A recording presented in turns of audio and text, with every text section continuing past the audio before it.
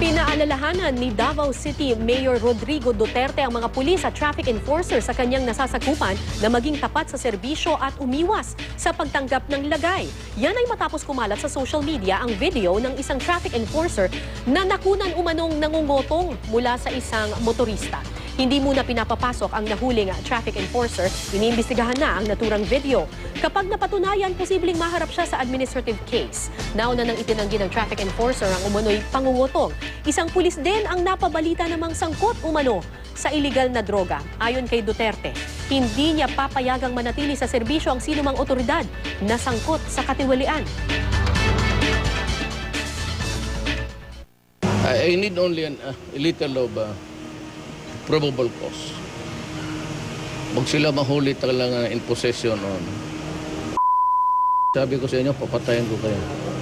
Do not me.